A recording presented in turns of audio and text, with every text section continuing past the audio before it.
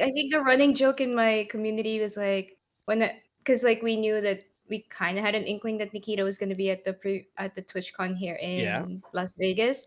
Because like I was kind of like, hey, what if I just like like judo throw Nikita for making scabs like super OP like Yeah. this way. I ended up not doing it because he is an absolute sweetheart. And how can you tackle and how can you judo throw a man that's wearing like the cutest pink ahegao shirt like that, right?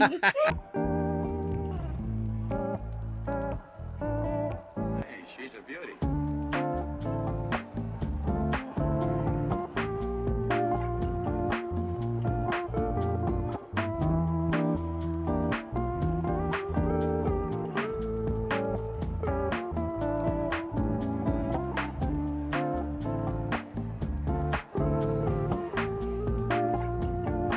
Welcome to Tarkov, a podcast for content creators to come on and share their stories, experiences, and advice. And today I'm super excited. I have Charge and Charlie. Welcome. Hi, I'm glad to be here. Yeah, I'm glad you're here. Thank you so much for taking the time to do this. And are you ready? Nervous, but I am ready. Nothing to be nervous about. So we'll start off with 3 random questions. So here we go. Flying. Are you a window or an aisle person? Ooh, I'm a window person. All right. So Yep. next question. Has RNG Jesus been good to you on this Tarkov wipe so far? No, not at all. I mean, I am even lucky to just survive a raid, and I'll call that like, hey, that's a win. Yep. So Nikita has not been nice to you at all. No, no. No. Like I think the running joke in my community was like because like we knew that we kind of had an inkling that Nikita was going to be at the TwitchCon here Yeah. in Las Vegas. Because like I was kind of like, hey, what if I just like like judo throw Nikita for making scabs like super OP like Yeah. this way. I ended up not doing it because he is an absolute sweetheart. And how can you tackle and how can you judo throw a man that's wearing like the cutest pink ahegao shirt like that, right? Awesome. All right. Last question. When you were a little kid, what did you want to be when you grew up?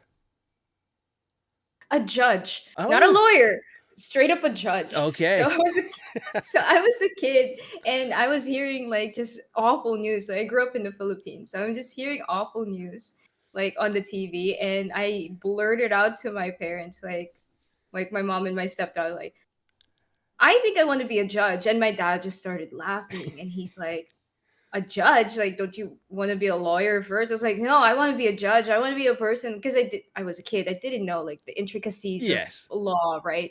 So I just want to be able to like, oh, you're bad, dude. You're going to jail. Awesome. All right. Well, welcome to the podcast. So glad you're here. And let's start with, where did the name come from?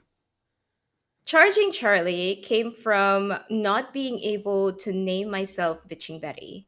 So Bitching Betty, it's because of the name, you can't use it as a gamer tag for a lot of video Yeah. games. And Bitching Betty is the voice alert system on aircraft. It Okay. tells you if you have like engine fires or gives the pilot like alerts. Okay. I didn't know So she had a name. yes, Ah, pilots just call her Bitching Betty, but there is a proper term for her, but we just know her as Bitching Betty. all Which, right. by the way, the voice for Bitching Betty still alive, and No she's a way. sweetheart. Oh, and you met her? No, I've not. Like everybody that had ever met her, Yeah. she's just awesome. Oh, very cool. All right. So, before you discovered streaming, where do you come from? What's your background? So I have been a gamer since I was a child. Like we started out with NES. My sister, I was always Luigi because I was the younger sister. I had no choice. My sister's always Mario, and I'm always player two.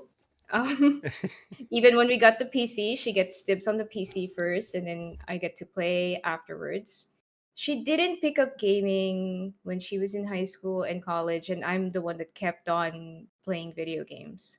And I had my PlayStation. I have all PlayStations, and I moved to the United States in 2010. I was like about to turn 21, Mm-hmm.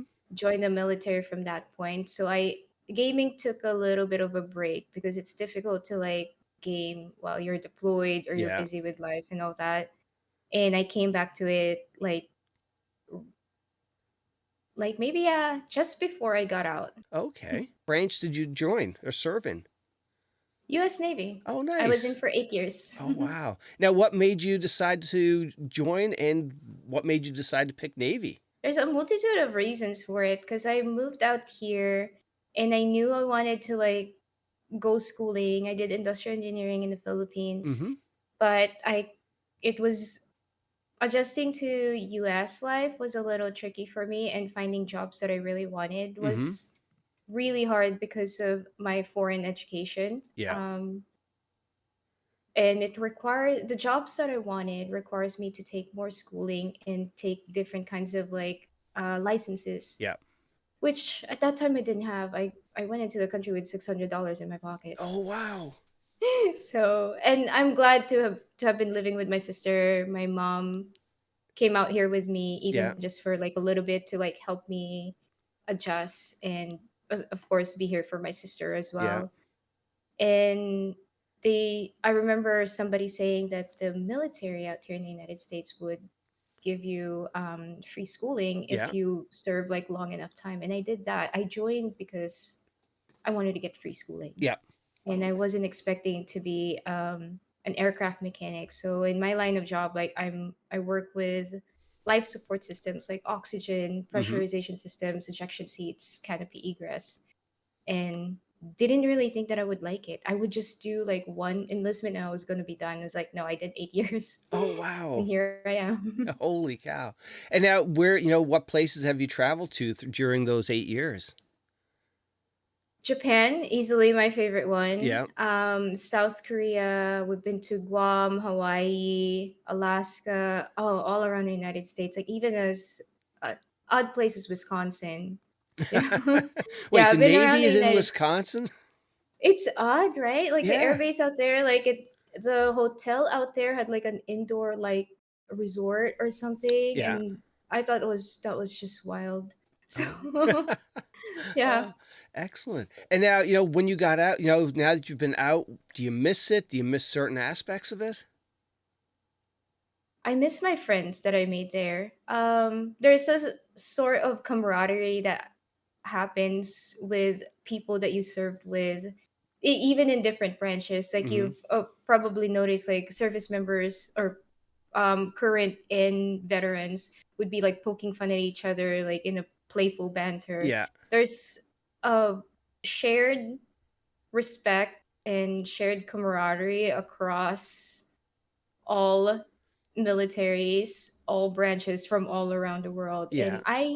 And I love that because we've all of us know like the pains of like just either waiting in the rain, being yelled at for like the dumbest reasons, or like things that are broken that just you cannot fix, or like the 12-hour painful shifts in the snow or out in the desert. Like we've all known that. Yeah. And if there's an aspect that I really miss, is that the people that I shared those like terrible and great moments with. Yeah.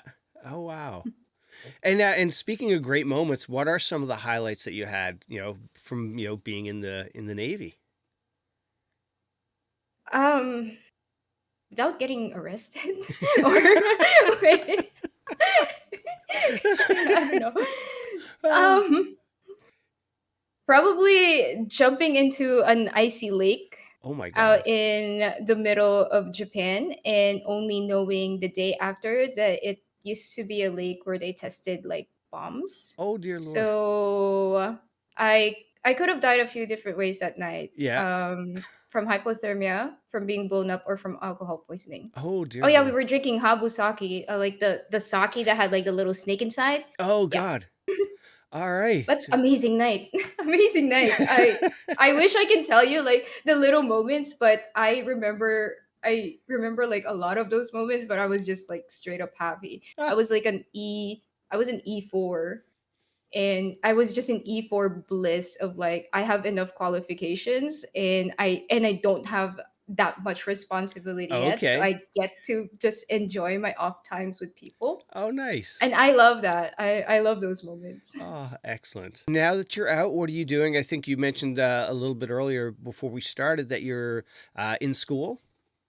Yes. I am going for computer science right now. I did graduate software engineering boot camp for full stack web development Oh, and app development.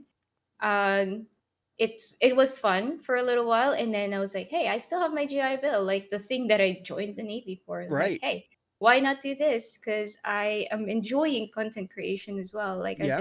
I've been a streamer for like 3 years now, and I'm like, yo, I think I'm kind of get. I know it's been 3 years, but I feel like I'm just kind of getting the hang of it, and I'm liking it. So Yeah. let's find a balance in both of those things. And now, speaking of streaming, what made you hit that go live button to begin with? I was night shifts in my old job. I was Department of Defense after I had left the military, doing the same exact thing in more platforms. Uh, and I was just bored. This is COVID. This is like Oh, smack in the okay. middle of COVID. So they split our shifts. That way, not a lot of people were like in close proximity of each other during day shift. Mm-hmm. And I was single at that time. It's like, yo, you can put me on night shift. Like that way, people, my coworkers, can have time with their families. They don't have to like reshuffle their schedules around their kids and their spouses. And I was okay with it. I saved a lot of money, but then I find myself like, all right, I can't go out. I can't see my friends. I game anyway. So what's kind of out there? Like how do I connect now how do I have a connection with other gamers and fulfill like the social being that we're supposed to be? Right. So stumbled upon like Twitch and I'm like, "Wait, what is this? People just watch you play video games?" And then I became part of like who was I watching? I was watching Phasmophobia because Okay. I was curious about the game, and I ended up getting the game, downloaded OBS, and on the very first night that I streamed, I made friends, Oh, and they were nice. streamers as well, and it was serendipitous at that point. It was great. Like you said, you started streaming that first night. You met friends. Nothing really prepares you for that. Here you are streaming. Now you got strangers coming in and they're sending you messages. I guess like how I react to it is just always just meet them with kindness, you know. Yeah. Unless they come in your chat like being rude and all, then you deal with them appropriately. But Right. when they come in and say hi, hey, it's just like somebody at the bar who overheard a conversation that they're like, oh yeah, I know about those things, or like, oh yeah, that's my favorite sports team too, or Yeah. whatever. It's kind of the same thing. Since you first hit the go live button, what are some of the most memorable moments from that time? It has to be Skull and Bones. So 3 years ago, I was a brand new affiliate with like maybe 5 viewers, which are the same people that I play with at that time. Yeah. And Alexi, the community manager from Skull and Bones, I didn't know he was like a community manager for Skull and Bones or from Ubisoft. To chat and just like started talking. Like I was playing Sea of Thieves at that time. I did not know what I was doing, but I'm having a great time with my friends. And I was just talking to him like how what I think about the game and what I want from streaming. I remember him asking about those things, and that I think a few nights later I got a DM from him, and he's like, "Hey, would you like to be part of this thing?" And I'm like, oh, this is a phishing attempt, like the same thing. Like it's like, all right, it's a stranger, like, hey, do you want to be part of this thing? Like, oh god, I don't know, am I getting recruited for a cult, or am I what is going on here, or does someone want my credit card number or whatever? Yeah. It wasn't that. So he was so kind that he's like, hey, here's my LinkedIn, here's my Twitter, I'm legit, and this is what we're doing. And you kind of have to keep it hush hush. For 3 years, Wow. the excitement in my heart about this game, I had to hold in for 3 years. And Holy cow. second half of 2023, we're finally exposing the closed beta publicly. Yeah. And oh my god, my heart today and last July were just like, I'm just so happy being Yeah. able to like finally showcase this game Yeah. to people, and that's definitely the highlight. Plus Tarkov community. We met each other like even through Twitter through the Tarkov Yep. community. The Tarkov community had just been like one of the kindest, most welcoming and helpful communities out there. And I guess the same thing as the military. We all have been killed by shotgun scabs, like Yeah, the sniper with magnum shotgun buckshot. scab. Yeah, yeah, from like 300 Exactly. yards away, he's killed all. All five of us went down with the one shot. Yes, Exactly. And we absolutely. all have that shared pain, so Mm-hmm. it's like that's why everyone's helpful. Everyone's super nice. Yeah, absolutely. And now since going live, what are some of the tougher things about hitting that go live button? A few things. There is a term, imposter syndrome. Yeah, There's always going to be some sort of imposter syndrome that hits you. It's like, what if my community is not going to be there? What if they don't like the different game that I decided to play today? Or I'm I'm not feeling 100, or like, like your brain, your heart's not in it, yeah. but you still do it. Like, for me, it's like it's a commitment that I tell myself, one, by sticking to my schedule, because I know people are somehow expecting me to be there, or I've scheduled something with people, so I want to honor that. So there are days that it's a battle just with myself, that I just have to like cross. Mm-hmm. And usually a cup of coffee like gets me through it. Nice. You said you started streaming with Phasmophobia. The Alex saw you through Sea of Thieves. You streamed Tarkov. Were you always sort of mixing up the games, or did you stick to a game and then switch a period after? Like, I don't really know. Like, there's really no formula, I think, for success on Twitch, right? Yeah, Or for content creation. And I think at that time, I even up until now, like, I do it for fun. yeah, I I was enjoying Phasmophobia up until it's like, oh, there's only so many months you can play Phasmophobia, and I yes. was curious with Sea of Thieves, so I played Sea of Thieves, and trying to remember the game that I played afterwards. Oh, I played 7 Days to Die, and I got to meet a couple of like modding friends. So I got into like the crafting, Oh, cool. zombie apocalypse type of games. I got to try out like Project Zomboid, which is also another amazing Yeah, crafting game. I've always been switching it up. yeah. Like, I love Tarkov, but when I feel the saying that you Mm-hmm. feel Tarkov out, you Yep. gotta switch it up. I was playing like niche games like Outer Wilds, which by the way, I wish I can experience that game for the first time again. Yeah. I was playing Return of the Obra Dinn, which is the same creators as Papers, Please, which is another very weird niche, like deduction solving game. Mm-hmm. So I love doing variety, and I'm glad that the community sticks with me through Mm-hmm. that, Yeah. and I like that. Yeah, from a lot of the creators I've talked to, it seems like if you can make it a variety, you will be so much happier, because I've seen these creators who just live and die by Tarkov. And, like I think last summer was a really low point for a lot of the Tarkov content creators. And then because they main that game, they just have to power through it. And that's tough to stick with one game for any period of time. I agree. The tenacity of these content creators are so admirable, and I'm like, there are moments where I'm like, I am so tired of dying to SKS and shotgun scavs, I am, or I get frustrated. Like, I don't mind rats. Like, I welcome rats, chads, Yeah. people in between, taskers. I call them the Lennys because I killed a guy named Lenny, and he was just tasking. Okay. So so I started calling them Lennys. I welcome all of those, but I'd be lying if I say I don't get frustrated with pixels. Yeah. It happens, Yep. and if when those things happen, you either gotta change it up, or you take a breather, or you try to find the fun in the game. If you want to through Tarkov, which my theory is that this is how other content creators are dealing with it, is that they try to find the fun in the game that they're playing, despite the craziness and the frustration. Yeah. Yeah, that's true. Hmm. And now, since you went, you went live, you've been doing it for the last 3 years. What kind of advice would you have somebody who's thinking about doing it for the first time?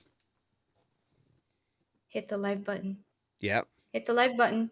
People are going to be there and saying hi. Like, it's going to be maybe a few hours or few days of maybe not having a lot of people. But the people that vibrate the same frequency, for the lack of the better term, they will find you. So, and the acceptance that you may, like, your content is not going to be like somebody's cup of tea. Mm-hmm. Find that peace within yourself and while remaining true to who you are. So, I'm not a high energy streamer, except when I panic and scavs start yelling at me, and then I start panicking. So I'm calm until those things happen. So it's just really do what you want. Be kind to people. Anyone that stops by your stream is another human being. Like, probably just wanting to talk to somebody or wanting a spot to hang out Yeah. on Twitch. So be a Nice. welcoming community. You know, Awesome. that's that's my advice. All right. And speaking of community, how would you describe somebody's coming into your stream for the first time? What are they experiencing from a Charging Charlie stream? Um, we are chill, but a little bit feral, Mm-hmm. mildly feral.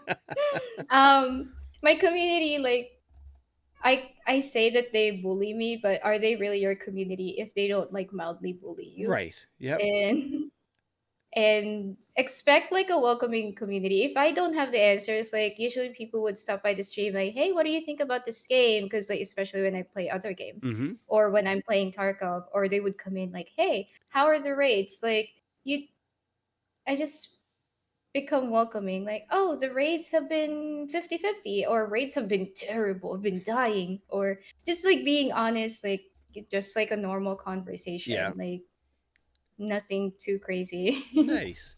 And now something unique with, a streamer is when a raid, somebody raids you, any big raids that stick out for you over the last few years?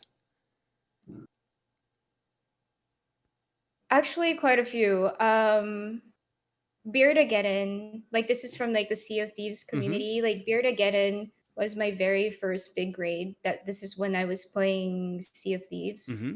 I got to meet him for the very first time, like a week ago, out in Oh, wow. Singapore, and I had gotten to meet Behaving Beardly as well, who had sh- they're friends. They play Sea of Thieves together, and he had shared his community with me today while I was playing the closed beta. So definitely that duo, that duo will stick to me as far as like big grades go. Yeah. In the Tarkov community, the people that I look up to, I've been rated by Miss Ames, and Mm-hmm. my gosh, she's so pretty and she's so nice. She's so kind, and for her to even like just think of me, to even me like pop up on her radar. She Yeah. doesn't know me. She didn't know me. Yeah. Like, but she came in with her community, and they've just been like super nice. And another one is like my. I know this person doesn't play as much Tarkov, but is definitely still a core member of Tarkov. And I look up to this person as a content creator. It's Veritas. Like Yes. he makes the best video essays, and I learned something new from him, and I wish I had the artistic sense that he has to be Yeah. able to curate like videos together. So he's always just been kind with like sharing his community with me, Yeah. and I hang out in his streams a lot. Like his stream is my home. Yeah, two fantastic people right there. The other two I have never heard of before, but I don't play in that Sea of Thieves area. But, Veritas and Aims, two wonderful people. I've never played Sea of Thieves. How would you describe that game? Is it is it a game you can play solo, or do you need to play with a bunch of people? So Sea of Thieves, actually not even a pirate legend in Sea of Thieves. Only because I play very casually in that game. Yeah. So how I can describe Sea of Thieves, it's like this open world PvP until maybe a week or two ago, where they introduced safer seas. So this is like a mode in the game that allowed casual players that don't want the PvP to experience like the Sea of Thieves map and the little events that happen in the world like on their own Yeah. without getting nuked by some giga chad Right. that's been sailing the seas for the past like 5 or 6 years. Okay. So I like it. So it's very fantasy. It plays a lot into like fantasy. They had like Pirates of the Caribbean. They did a collaboration with Pirates of the Caribbean. They did Okay. Monkey Island, which was Oh, received very wow. well. They have like underwater mermaid little towns that you can kind of explore and like kill like mermaids and get like really good treasure. Yeah. So it's a good game. It's visually stunning as Oh, well. wow. Cool. What was your path to the Escape from Tarkov? How did you find it? I was playing. I am not an FPS gamer. I'm a strategy gamer and not at all. I don't do the shooty shoots. I don't do the pew pews Yeah. until I played enlisted. So my friends and I told me about this like World War II FPS game and it was free. Enlisted is a great game. Mm-hmm. And they're like, hey, let's get you in. It's free. Let's play some games. And I enjoyed it. And they told me like, oh, you're learning FPS movements and shooting like pretty quickly. And they thought I was a good shot. I think they're just being nice. I have potato aim. Um, so they told me to try Escape from Tarkov, and I got the game. I downloaded a game, not knowing anything Oh, about it. God. There's no mini map, Mm-hmm. there's no crosshairs, there's so many buttons, and I'm like, this is like what what is going on here. But I found myself like after maybe like a week of streaming, there's people that are coming into the stream and just been very helpful. I'm backseating friendly. People can come to my stream like, oh Charlie, you can do this, or there's a better way to do this, or Yeah. do you want to see my build for this gun? Like I'm welcoming of all of that, and I'll be polite if and say like, hey, I want to figure this out on my own. Mm-hmm. So like people are kind enough to like stop by the streams, and I that's how I met like my friends now and some of my mods as well. They would be coming in and just be like very kind and help me get through like missions Yeah. or help me learn PvP, and so thankful for them for that. And here I am now, Yeah. still potato aim. I know more about the game now, but my aim I doubt it has improved. and and now over the years of playing the game, what is the hook it has on you that keeps you coming back to the game? When the wins happen, they feel really good. Yeah. It's the high. Like you can die like 9 times in a row, Mm-hmm. but when you come out sick on your 10th raid, you're like, oh, I'm playing again. Like this is going to happen again, and I'm going to feel good about it. Yeah. Yeah. I love the crafting aspect. I love the looting aspect. It's not just straight up like go in, kill everything, and then get the win, right? Right. Is that like I'm not even sure what it's called because I'm not an FPS gamer, like battle royale type of stuff, Yeah. or I think that's what it's called. I like, and then you have to get out to extract. Tarkov is a very unique game, and there have been games that tried to mimic the extraction Yeah. looter aspect of it. I think that's amazing. But Tarkov was the game that a lot of these games were kind of Yeah. modeled after. Yeah. And I Absolutely. love that. Do you prefer to play solo or do you prefer to play with friends? Solo is painful. I tried to solo to reach max traders, to reach level 42. Yeah. And I am so proud that I was able to do that, but I was so miserable at the same time. Would I do it again? Absolutely not. And Yeah. I partook in the streamer challenge as well. So 9 days in a row I was soloing. Oh, gosh. I I had so much fun because I the maps that I'm really confident in, like it showed through my points. It was Yeah. like, oh, those were my highest point days. And then the, you know, terrible maps like shoreline. Terrible That's maps. okay. I did not My terrible map is customs and people love that map. Give me interchange. I couldn't be happier in reserve, but yeah, customs and yeah, no. My lowest points were surprisingly in interchange. That was day one Yeah. because I think my tactic was pretty bad. I focused on loot instead of scavs. Yeah.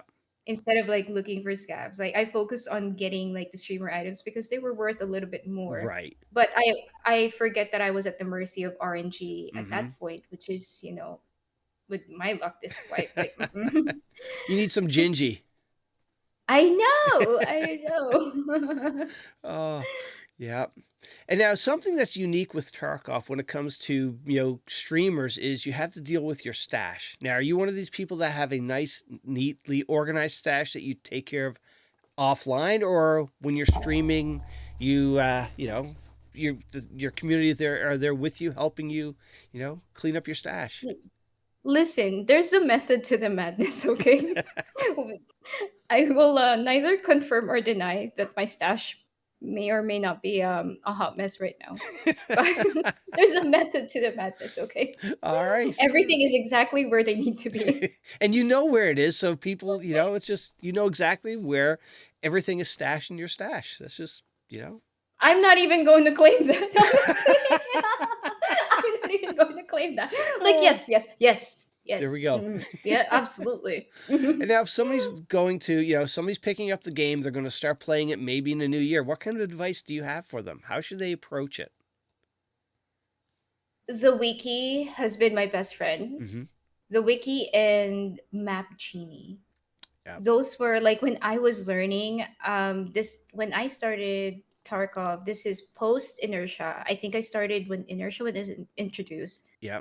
and I know people have just been so unhappy with the game. And I wish I had experienced Tarkov in its quote unquote glory days, Mm-hmm. but I didn't, and I'm just gonna have to deal with that. And the wiki is incredible. It gives you a guide on like where to find things and how to do your missions. It doesn't practice you for PvP though. Yeah. Um, for starters, it's like the person that knows the map more will definitely have an advantage in a PvP. Yeah. So you can be like God aim, but if somebody knows how to rotate on you, like this person already has an advantage over you. Like this Yeah. person can have a shotgun or a cutter and can out maneuver you in a map just because they have more knowledge. Yeah. So Tarkov is a knowledge game.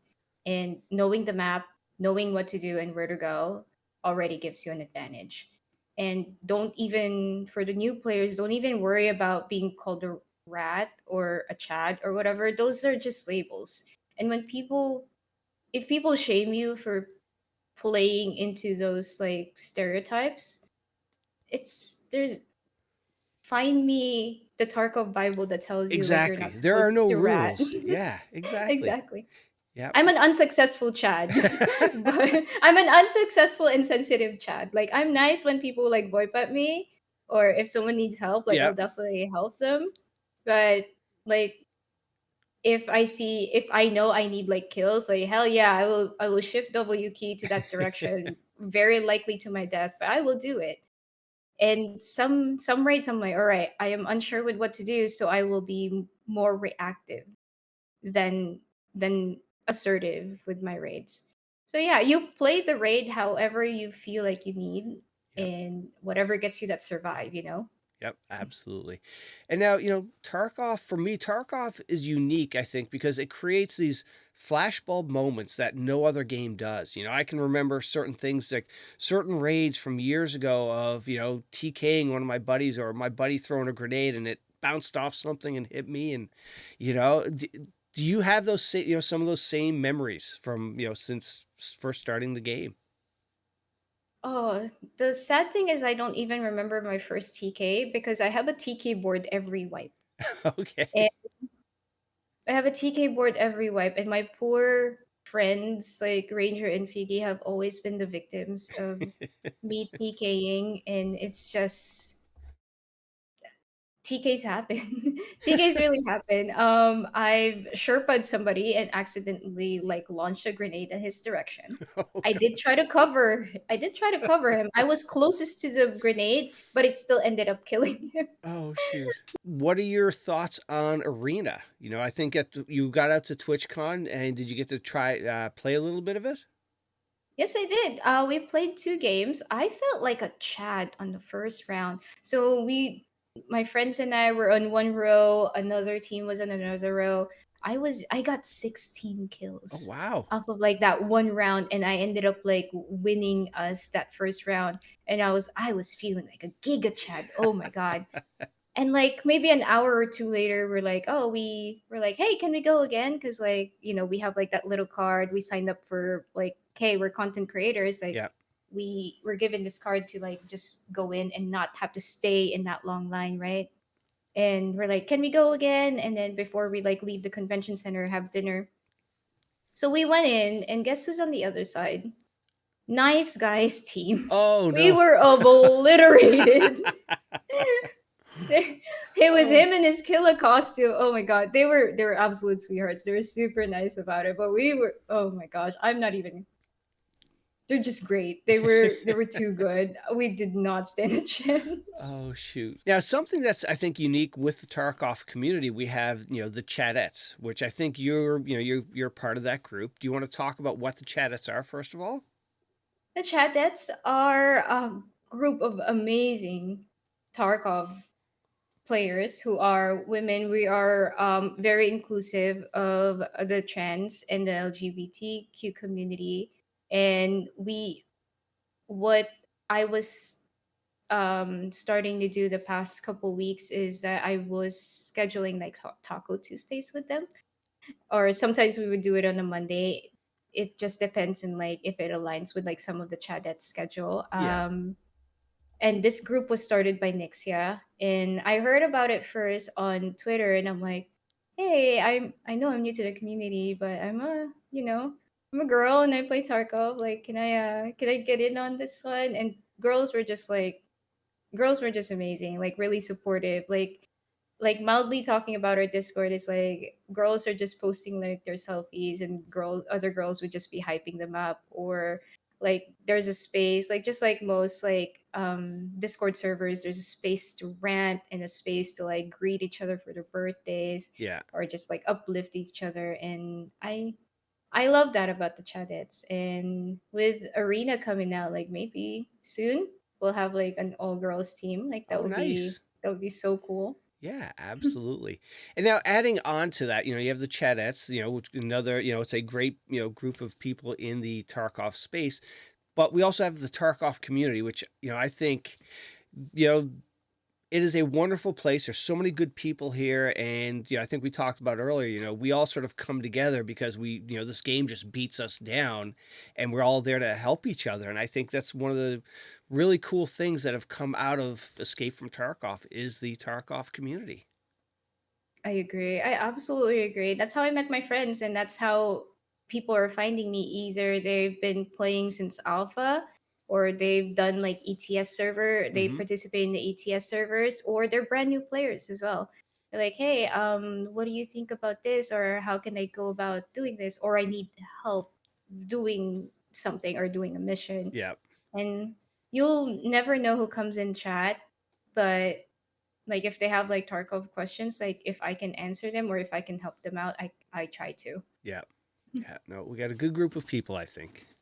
And I pay it for, and that's the way that I can pay forward the kindness that other people have showed Yeah. me. Because it's like there's no way I can help my Sherpas because they already know the game and they're better PvPers than I am.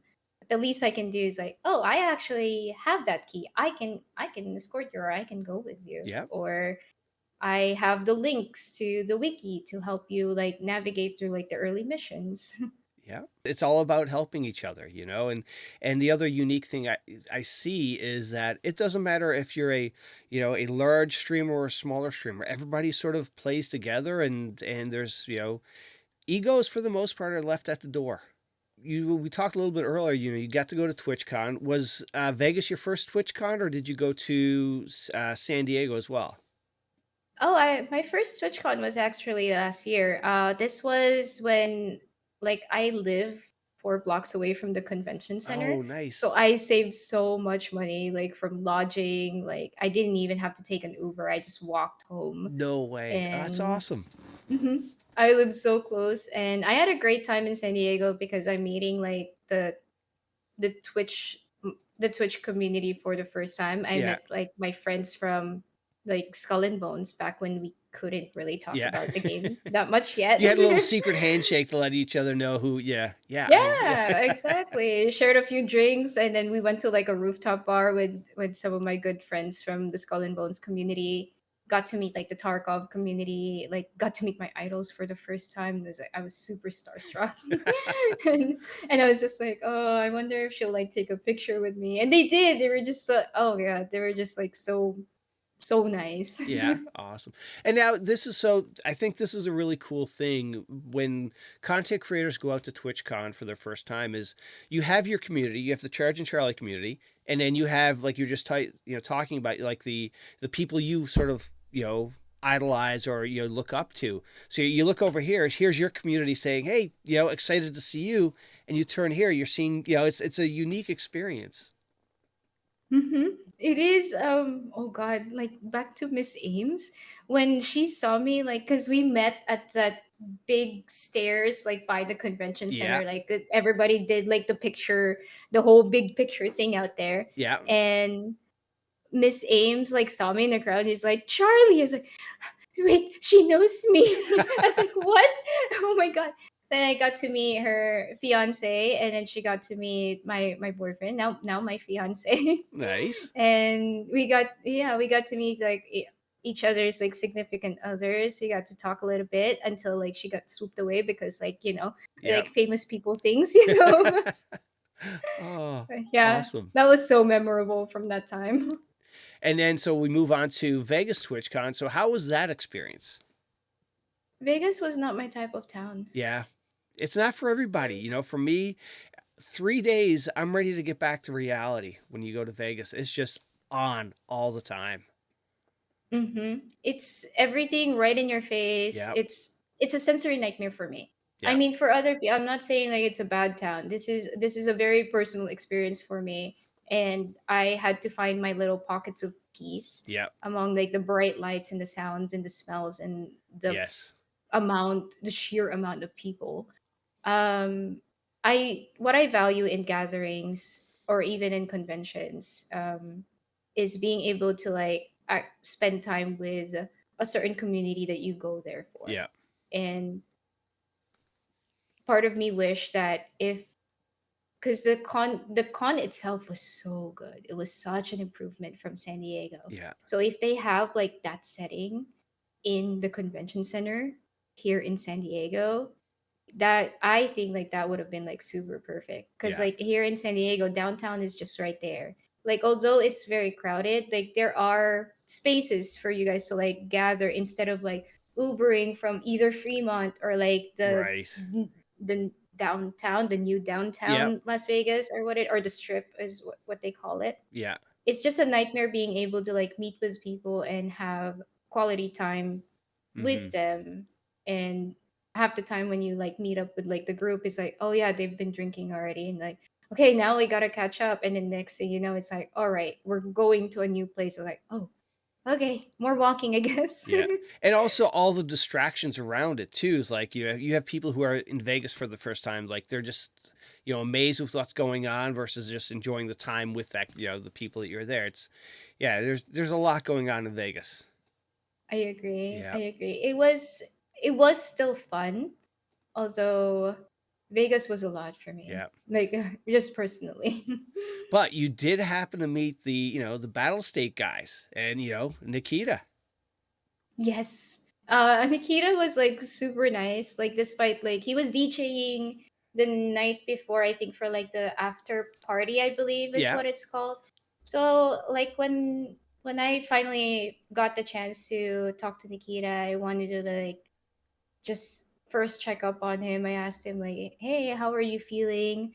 And how was the party last night?" And you can just see like the man's face is he's tired, but he's happy. Yeah. And busy. Yes. So there's a he's happy stressed. Does that make sense? Yeah. So it's not entirely bad, but that just comes with it. Like he's hosting the best booth potentially. I think so. Yeah. They had the best booth at TwitchCon, plus a party and plus a tournament within it. So Yeah. it's like, man, the man is stressed out. So Yeah. like, just I met the man with kindness. He met me with kindness and sincerity. It's like, man, Nikita, okay, I won't judo throw you then for making scabs OP this Yeah. this wipe.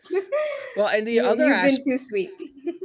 aspect too that was a part of that is this is the first time he's meeting a huge amount of his content creators that have spent years playing this game and some of them collaborating. So that's got to take a toll. Like just the stress level is probably at a real high for him too. Exactly. And I think, well, from what I noticed, like this is me, like not being super duper deeply involved in the content Yeah. creator community in Tarkov, is that they have more presence in Europe, right? Mm-hmm.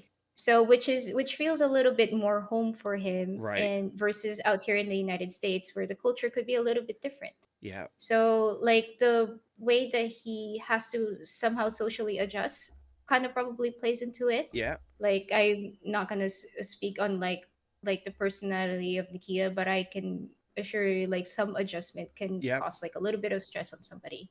Yeah, absolutely. And also, speaking English too, whereas Russian is main language. There's a lot that goes on. So, it's just, yeah, but still, it was a really cool experience though that you got to, that they were here and you got to meet them. Yep, Yeah. exactly. They've been so kind. Like they made all of this possible. Like like I said, everyone, not just Nikita, everyone is stress happy. Yeah. Like they should be proud with what they did at TwitchCon. They should be proud of like the type of community that they're fostering, Yeah. and they should be proud of all the hard work that went into it, like Yeah. into the game, into the events that they're holding. I think they're at DreamHack right now too, There. right? Yep. Yeah. Yep. And the other thing I really, I don't know if they take a, they look at this or recognize this sometimes, but the Tarkov community is a very generous community, doing a lot of charity things and whatnot. And if you look, if you think about, because of this game Tarkov, we have people like Pestily, Veritas, Markstrom, who, they got their, they started in the Tarkov space and they've done so much, for charities, raising money and whatnot. And it's all because, you look up, it's because of what Nikita created. And I think it's just amazing. Mm-hmm. And it shows like a lot of like creativity that people are capable of. Yeah. It's like Tarkov is an unforgiving game. It's hardcore. It's not supposed to be like, easy. Yeah. But somehow content creators like have found a way, how can I make content and be able to like give back to charity, you Right. know? Yeah. Like I've done like charity streams for Stack Up like Mm-hmm. that benefits like the veterans, and I was able to like, hey, I can for $69 I can execute order, oh no, for $66 I can execute order 66 and kill all my teammates, which I did. So like somehow you have to be creative in like creating content to be able to, so that it's entertaining and it's beneficial to the Yeah. organization that you're helping, right? Yeah. And I'm seeing more Stack Up and more content creators doing Mm-hmm. St. Jude's Children's Hospital like streams. And in this economy, for people to be able to even put time and Yep. effort and donations towards that, oh my god, Yeah. I'm proud of this community. Like, man, Absolutely. Now, did you ever times are think? rough. Oh, Mhm. they certainly are. But did you ever think, from that first time you hit the go live button, that you'd be here talking about, raising money for a charity that for a charity event that you put on for Stack Up? I actually told my sister about that. Like the thing that I always wanted to do was to be able to like give back to charity at some point. Mm-hmm. My very first charity stream, I did it like maybe on my first 3 months of streaming, and I raised $50, and Nice. it's for a local movement for youth empowerment. So Mm-hmm. this focuses on juveniles that were in jail or were in prison, Yeah. and they're out now and they're trying to kind of rebuild their lives, um, train for skills that can be marketable and that can get them jobs, because like it's not, the state doesn't really give them a lot. Right. They don't even give them bus passes, they don't give them training to make resumes, they don't open up opportunities for them to train for jobs that they can make money Yeah. in.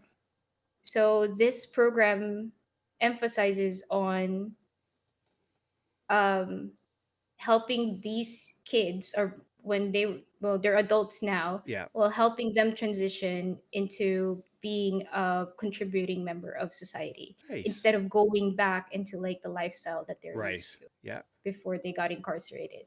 And that So was your I first know charity it's stream. I know it's $50, but hey, I am proud of that. I get Absolutely. invited to their Christmas parties.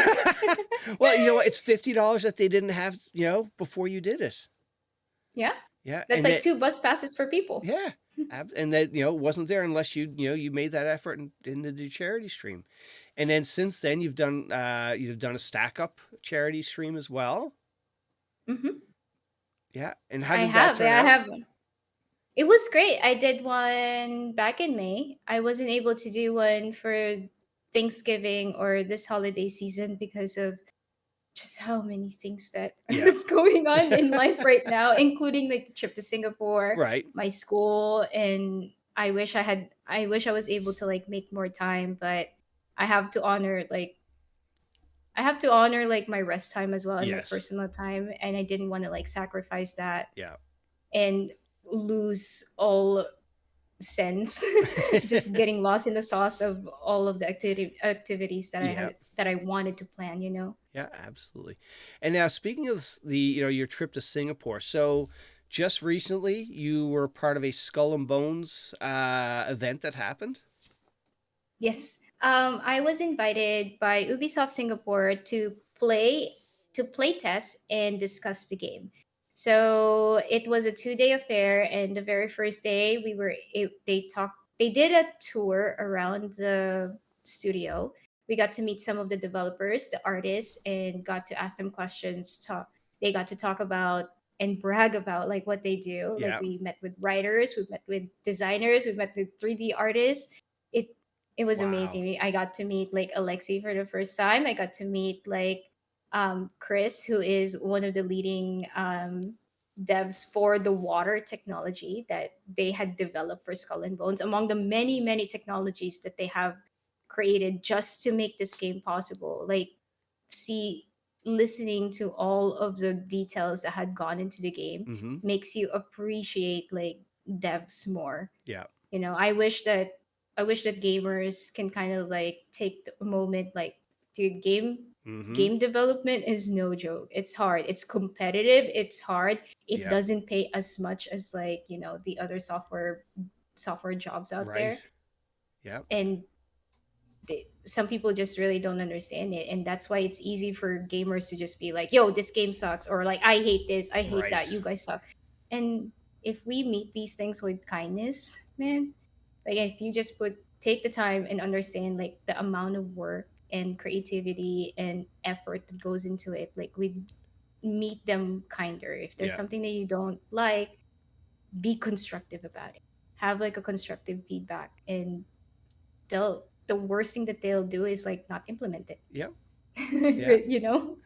And how would you describe the Skull and Bones game? So Skull and Bones is a PvE action adventure game set out in the Indian Ocean. So it's a pirate game. So you not the usual Pirates of the Caribbean. We're looking at a different part of the world with fictional and some historic pirate tribes that have existed from back in the 1800s. And you're seeing different tribes, different ships from that period. Okay.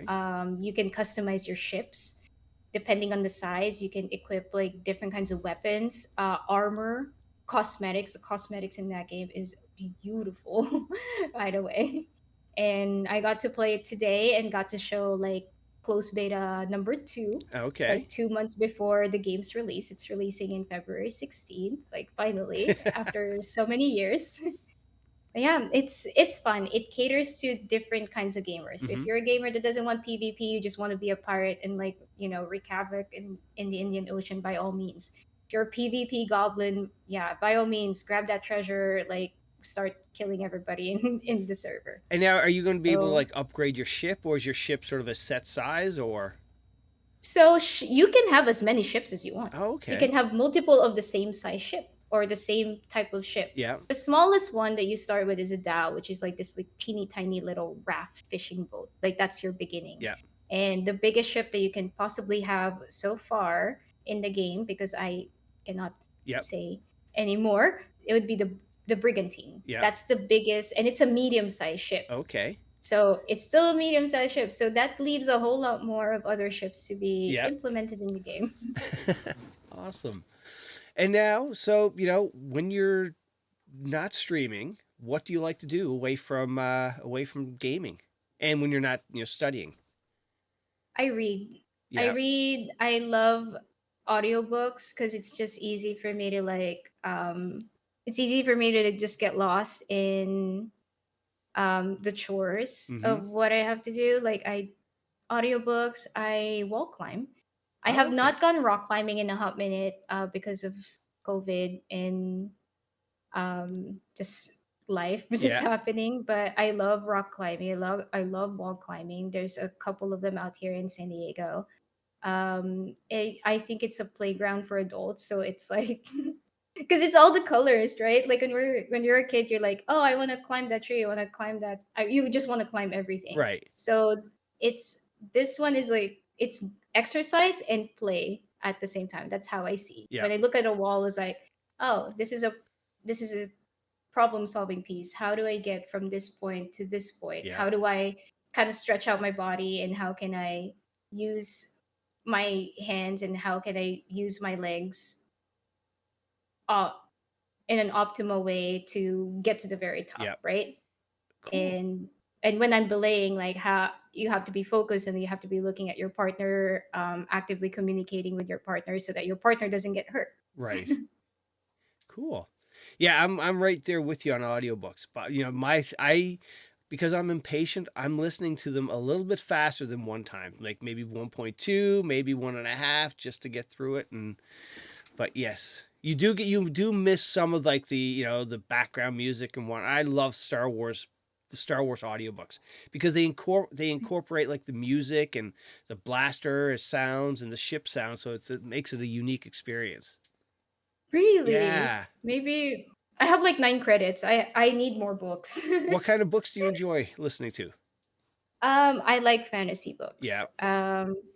What am I? I think I'm reading a book called Tomorrow, Tomorrow and Tomorrow. So it's a video game like drama, Yeah. like half drama, half like what do you call this? Half kind of fantasy book like Okay. about like video gaming. I just started listening to it. I'm a big Stephen King fan, so I love Okay. horror. I had just reread it, Yeah. and easily one of my favorite Stephen King books. Nice. And I think Pet Cemetery is due for another Yeah. reread. Um, I reread books. I am notorious for that. The same way that I rewatch shows just in case, like Mm-hmm. I can't think of anything to watch. Now, have you ever listened to a Ready Player One? Yes, Oh, I love that one. I have not watched the movie The though. I have movies, not watched the the movie. movie doesn't touch it, but for somebody as old as I Okay. am, I grew up with all of that lore, the '80s lore, and it was just, yeah, there was just so many good pieces. And then you build in the VR aspect of it. Yeah, I really enjoyed that book. That was a really good one. I know. When I read it, I told my sister, like, this is your book. She's like, why? I was like, the 80s reference, like, it is right up your alley. Yeah, Like, this is a book of nostalgia for you. And she's like, okay. yeah, She ended up loving it. excellent. Yeah, absolutely. All right, Charge and Charlie. Well, thank you so much for doing this podcast. We're at the end of it. But before I go, like with past guests, I look for a recommendation, somebody in your circle, your peer group that you think would have a good story to come on and share. Oh, I easily my best friends like Ranger and Figgy. The Ranger is currently Canadian Army. Okay. So and I always play with him and Figgy as well. Like he is an US Army veteran. So Nice. I really think that they would be amazing like additions to the podcast. Excellent. All right. I Well, absolutely love these two people. perfect. All right. We'll get them on. All right. Well, hey, thank you so much for doing this. It was wonderful to meet you, and have a good holidays. Thank you so much for having me. Thank you, thank you. I'm so sorry if I'm nervous, but I'm glad I did this. Like it was lovely to meet you. You did awesome.